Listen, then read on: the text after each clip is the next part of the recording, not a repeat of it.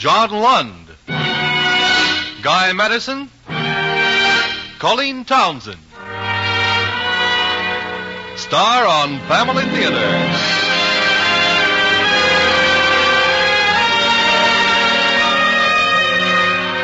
The Mutual Broadcasting System, in cooperation with Family Theater Incorporated, presents The Fourth Strike, starring Guy Madison and Colleen Townsend. Brief portions are transcribed. John Lund is your host. Every week, Family Theater makes a promise to its listeners. A promise that God will help and protect the home where daily family prayer is practiced. A promise that the family that prays together stays together. I know that's a pretty big statement, but it's true. Family prayer may not bring wealth or security or health or freedom from all worry, but it will unite your family in a bond of love and understanding. It will certainly bring to your family the strength and sense of God's presence, which will help it overcome every difficulty. That's what Family Theater promises you each week. The same promise that was contained long ago in the words of our Lord. Ask, and you shall receive. John Lund speaks again after our Family Theater play, The Fourth Strike, starring Guy Madison and Colleen Townsend.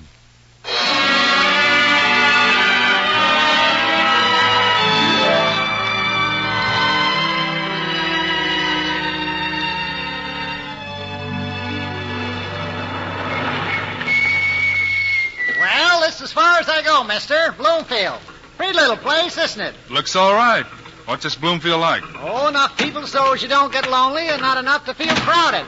Now, that's the Farmers Trust and Savings over there, and Jeff Norton's drugstore. Frame building here is the Bloomfield Weekly Sentinel. The Weekly? That the only paper in town? Well, it's enough for the size of the place. Say, what's your name, anyway? It's, Graham. Al Graham. Well, good luck to you, Graham. Hope you like it here. Bloomfield, meet Al Graham. Bloomfield, elevation 3,752 feet. Population 4,025. Watch us grow. Well, Bloomfield, even if nobody seems to be watching, your population has just gone up 1.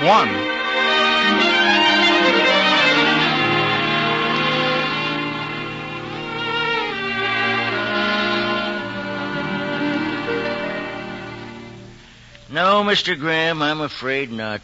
I'd like to put you on, but this is a slack time of year, and I only need one fella at the fountain. Mr. Norton, I didn't know jobs were so hard to get. Just the unskilled jobs that anybody can do. And now I could use another pharmacist to spell me, or supposing you were a teacher. The high school is pretty short-handed. I guarantee I'm no pharmacist, but school teaching. I used to go over big with the kids. What's that? Oh, sounds like my back window again. If those darn kids... Oh, I was right. How am I expected to keep a window in there? This rock here. It's the second time this month. I warned that Chris Saunders and his gang the next time they made trouble, Oh, you know how kids are. I used to be a fast boy with a rock myself. Oh, I realize it's not malicious. But this sort of mischief can't go on either. I suppose I'd better call... Hey, wait a minute. Before you call the cops, Mr. Norton, why don't you let me see what I can do? Where does Saunders and his gang usually hang out? You can generally find them loafing around that vacant lot in the back of Emerson's grocery store.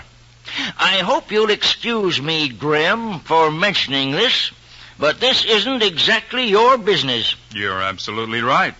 But I think I better get me a business if I'm going to find a job.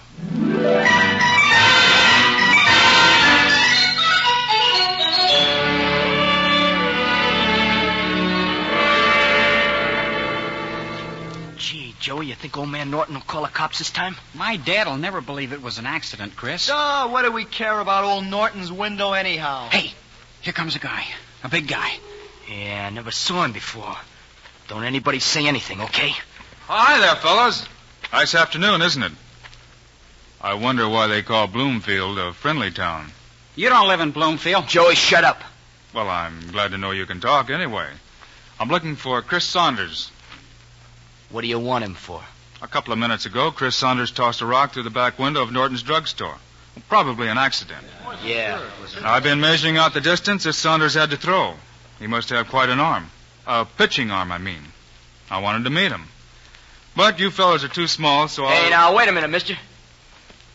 I'm Chris Saunders. I'll bet Mr. Norton sent him. Now, do I look like a cop? I just came on my own. How come? Maybe I'm a scout from the New York Yankees. Yeah, with those clothes. I know. I look like a bum. It took a lot of traveling to get to Bloomfield. Look, you kids ever play any baseball after school? Yeah, sure. We play sometimes in a lot here. Oh, why don't you ever get up a team, a real team? Why? Who'd we play? Well, there must be a lot of other high schools in the county. Well, you could play them, maybe win a championship. But we get enough of school. Besides, we got women teachers. They never heard of baseball. Well, what if you had a coach? A man coach? No. Hey, what are you selling, mister? Not a thing. I might give you something, but I'm not selling. I've learned better. Yeah, well, we have plenty of fun just fooling around, huh, fellas? Okay. Don't mean to butt in. I just hate to see all that talent going to waste, that's all. Well, that kid over there, the one with the long legs, make a good shortstop. Maybe an outfielder if he can throw. And you, Chris. Me? Yeah. Did you think I was kidding about that arm of yours? What about my arm, mister? Call me Al. You know, you may have the makings of a pitcher. Just might.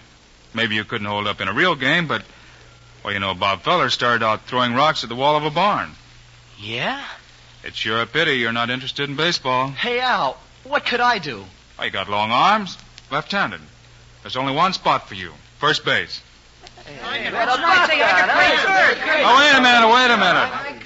I'd have to see you work out first before I could say any more.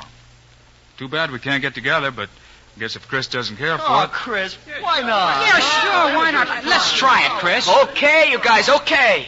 But if I don't like it... Sure, if you don't like it, you can quit any time. How about the school playground tomorrow afternoon? And bring any mitts and bats and balls you have. Hey, you're on. Hey, it's darn near 5 o'clock. I'm going to miss supper. Yeah, me too. Well, I'll see you tomorrow, Al, huh? Yeah, okay. Hey, pardon me. Oh, pardon me. Sorry I didn't see you before. I've been standing by this billboard for the last 10 minutes listening. Well, it's very flattering to draw such a pretty crowd. I didn't mean it quite that way. I simply want to know why this big act about baseball. It wasn't an act. I'm in it. You're a stranger here, aren't you? Yeah, that's right. We haven't been introduced. I'm Al Graham. And I'm supposed to give you a name in exchange, right? Well, I'm Kathy Saunders. Saunders? In relation to... Certainly. And being Chris's sister just makes me that much more curious. What do you intend doing with those boys, Mr. Graham? You walking down this way, Kathy? Until I get an answer, Mr. Graham. I'll talk slow. I like boys, Kathy. I like baseball. I like to eat, and my habit of eating requires a job. So I thought maybe the high school could use an athletic instructor, a coach. Well, yes, they could. But why didn't you go to Mr. Jackson and apply for the job the regular way? He's the principal. It'll be faster and surer if I show him a few samples. Say, Kathy, according to that billboard back there, the ladies' auxiliary is giving a dance Saturday night. You're very observant. And what have you plotted out as your next move? Go see Mr. Jackson? Not a chance. Mr. Jackson will come to see me. How about that Saturday night, Kathy? Do you know your great failing? Lack of confidence. And I don't think Mr. Jackson will chase after you. Okay, it's a bet. When I get the job, you go to the dance with me. Why... Who told you I couldn't resist a dare? Well, I seen your corsage. Al, I'm sure you can find out where I live if you really work on it. But if you should want me during the day, call the Sentinel office. The newspaper? You, a reporter? I'm the one and only... Well, what's the matter, Al? You look almost as... Nothing, Kathy. Just surprised. You see, I never cared much for reporters. But I guess I'll learn to like a lot of new things.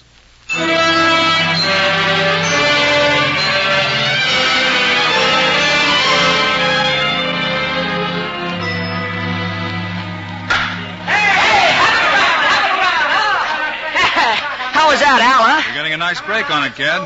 Don't feel bad if you don't strike them all out, though. Oh, yeah, but it burns me up when I can't... Hey, look who's getting out of that car. It's the principal, old man Jackson. And just in the nick of time, too. Today's Saturday. Oh, what do you mean, Al? Hello there, Mr. Graham. Tell you later, Chris. Coming up. What can I do for you, Mr. Jackson? Oh, you know me. I've been hearing things about how you make use of this school playground after hours. What sort of things? Several of the boys' parents have called my attention to your baseball team. They think it's a splendid thing. A curb to juvenile delinquency, Mr. Graham. Call me Al. We just come out here for a good time, me included. Well, Al, it's something which Bloomfield needs badly. Has needed for some time. I've been understaffed at the school, you understand. We do need a younger man on the staff, a person who could organize a complete full-time athletic program. Now, I was wondering... If I would take the job? Well, in a word, yes. Could you come into my office Monday to arrange such a contract? Naturally, Al, I don't know your plans, but I was told that if I asked you by Saturday, well... Who told you that, Mr. Jackson? Well, it was Miss Saunders. Her brother plays on your team. And I've been wondering all day about what I was going to do tonight. Okay, Mr. Jackson, it's a date. Fine.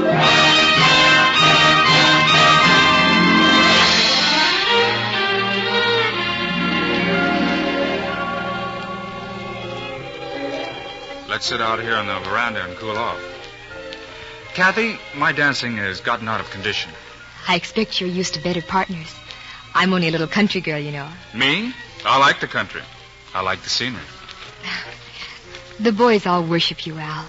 Chris thinks you're simply wonderful. Well, he's a good kid himself. Got a dandy curve. That seems to run in the family. Why, Mr. Graham, it's time we went back inside with the ladies' auxiliary. And... Come here. Oh, Al. As a school teacher, you're supposed to set an example. I just did. For both of us, Kathy. Maybe I'd like to run in the family, too.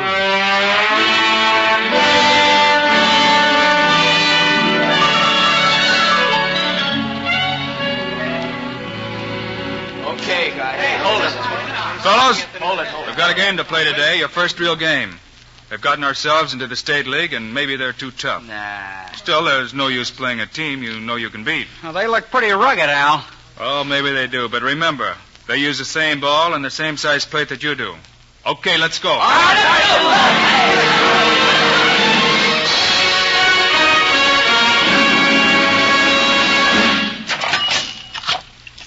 35, 45, 50, $1. There you go, Mr. Jackson. Quite some ball club you've got out there at the high school. Isn't it, though? Al Graham has done wonders with those boys. He certainly turned up a pitcher in that Chris Saunders. Not taking any credit away from Al, but you might say that I really discovered young Saunders. Is that so? Then you must come out tomorrow and watch him pitch. It's the league championship game, you know. Well, I'd sure like to, but business comes first. There won't be any business tomorrow afternoon, Mr. Norton. You might as well close up shop and see a ball game.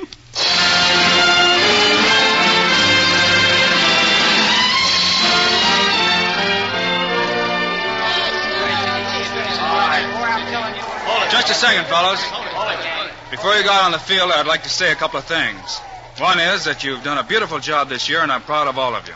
The other is that it really doesn't matter whether you win or not this afternoon. What do you mean it doesn't matter? Oh, yeah, I know you want to win. That's great, and I'll be in there praying for you every minute.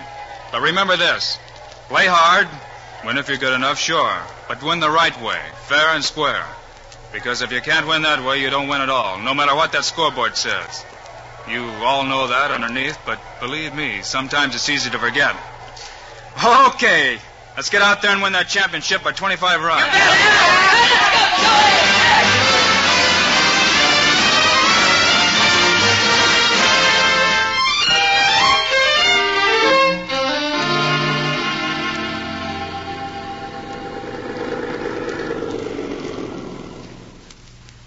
Well, Al, good night. And congratulations again. A pennant the first year. I'll bet most new coaches don't do that well. I had a hot team and a first-class inspiration. Well, the light's still on in the house. Chris must be staying up late. Oh, he deserves a night off. The season's over now. But not for working girls. Good night, darling. Night, honey.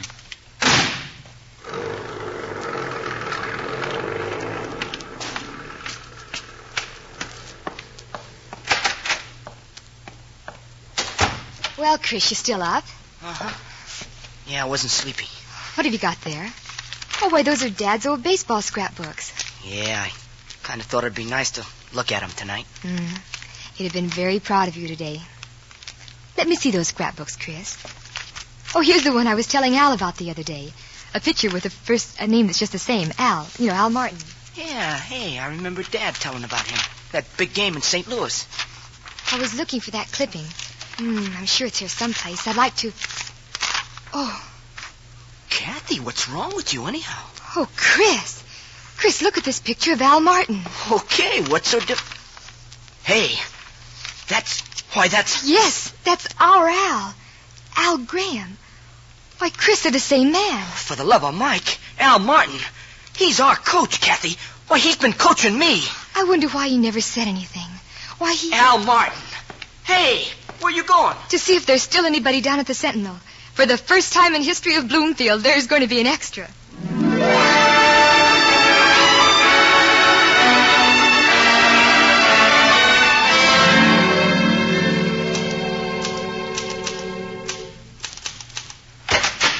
Kathy. Oh, Al, I've been trying to reach you all morning. Oh, you've seen the extra. Yeah, I had a good look. What's the big idea? Well, what do you mean? Smearing me all over the front page like that. Don't you think I had plenty of that without you blowing your top too? But you are Al Martin, aren't you? Martin Graham, it doesn't matter, does it? I don't understand, darling. We're proud of you. All of us are. You mean you don't know? Don't know what? Hey, Al! Oh, there he is, Mr. Jackson. Hiya, Chris. Mr. Jackson. You're a difficult man to find on Saturday morning, Al. I can guess why you're looking. I'll wager you can't. We're having a banquet tonight, Bloomfield is, down at the Civic Hall. You are going to be the guest of honor. Tell him about the collection we took up, Mr. Jackson. Later, Chris, later. Well, Al? But this is quite a surprise. I didn't expect Bloomfield to act like this. That is, I forgot such a small town might not... I feel very honored, Mr. Jackson. Suppose you come along with me, and we'll make a few arrangements. Glad to. See you later, Kathy. You too, Chris. Sorry I flew off the handle about that story. Oh, he's sure a great guy, huh? Hey, why the funny look, Kath? Chris, if I wanted to find out something about baseball, something special, whom should I ask? And don't say Al. Oh, I guess you could write to the Sporting News or Commissioner Chandler. That's a good idea. But I don't think I'll write. See you later, Chris. Think I'll walk over to the telegraph office.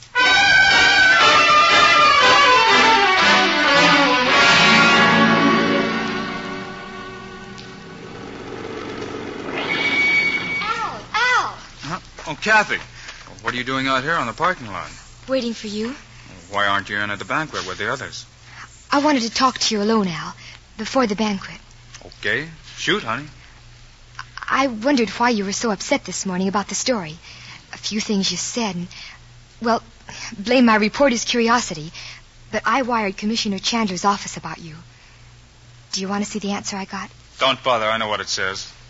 Al Martin was kicked out of baseball 2 years ago. Al. Oh, Al, darling, why didn't you tell me yourself? So you could spread that all over town, too? I didn't ask to be Al Martin here. All I wanted to be was Al Graham of Bloomfield. You wouldn't leave me alone, so all right, I'll be Al Martin. But you're not. Oh, surely you'll tell them. Why should I tell them? If they want to be chumps enough to make me a hero, that's okay by me. Oh, but someone will know. Someone's bound to remember. Not for a long time, maybe. Not unless you tell them, Kathy, and I don't think you will. I don't think you've got the nerve. The nerve? To break those kids' hearts. To break Chris's heart when he finds out what a great guy I am. No, you won't say a thing, Kathy. And you can bet I won't say anything. Al Martin is going to stay on this gravy train until it cracks up. But, Al, I thought we agreed on honesty. Well, that telegram ought to tell you different. Come on. I don't want to miss any speeches about me.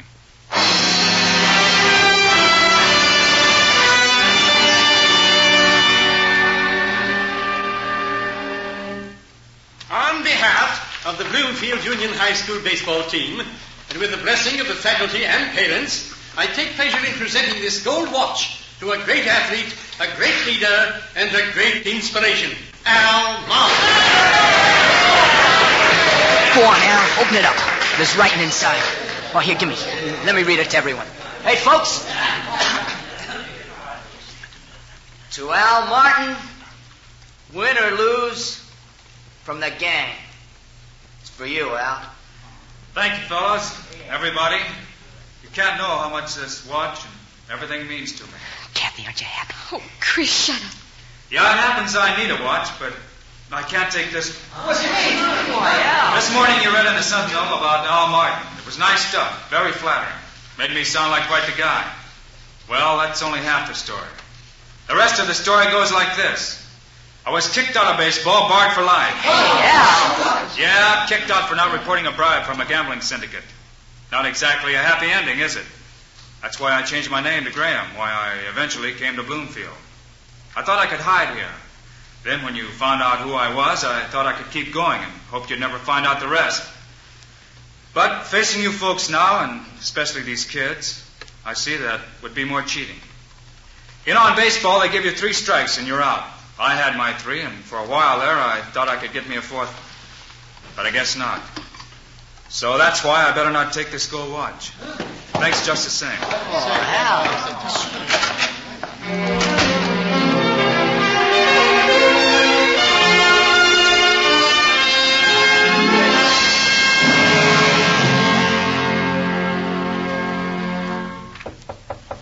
Come in. Al, you're packing. Where are you going? Away, I don't know. It's a big world, I hear. But what about me? And Chris and the baseball team? Did you come here to rub it in? You think I want to go? Then why are you going? Why? Because the town won't want a guy like me in it, that's why. You think Bloomfield wants... Will you do me a favor, Al? Would you open this window over here? Some fresh air might not hurt. Window? Sure.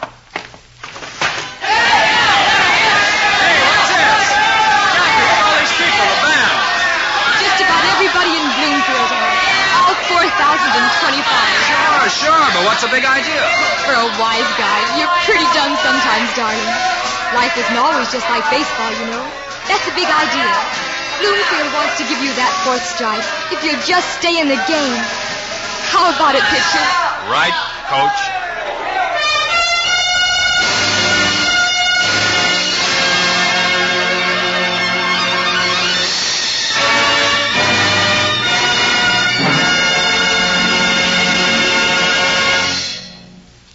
This is John Lund again. You know, here's something I think will interest you. During the past 2 years, more than 225 stars of stage, screen, and radio have appeared on Family Theater. That's quite a record, and one we're proud of. And why do we enjoy being on Family Theater? Because its ideals and objectives seem important to us, and necessary. It brings us a weekly reminder that individuals and families can obtain God's help by praying for it, humbly and sincerely. Many of Family Theater's regular listeners have written to tell us that they feel as we do, that they enjoy the program and approve of its ideals. We're always glad to hear from you and learn what you think of Family Theater, for it'll be a better world for all of us when more and more people realize that the family that prays together stays together. Thank you for being with us, and God bless you.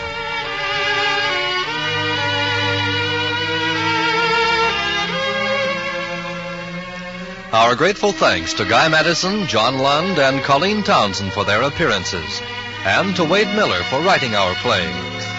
Original music was scored and conducted by Max Terr. This production of Family Theater Incorporated was directed by David Young. Brief portions were transcribed. The supporting cast included Eddie Firestone, Fred Howard, Norman Field, Sam Edwards, Dick Ryan, and Peter Rankin. Next week, our Family Theater stars will be James Gleason and Nancy Olson in Night Elevator. Your hostess will be Claudette Colbert.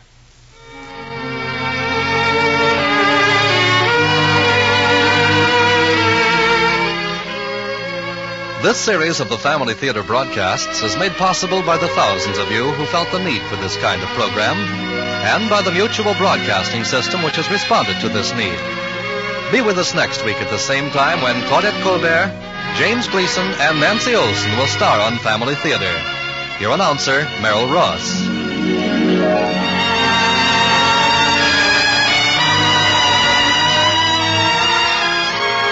This is the Mutual Broadcasting System.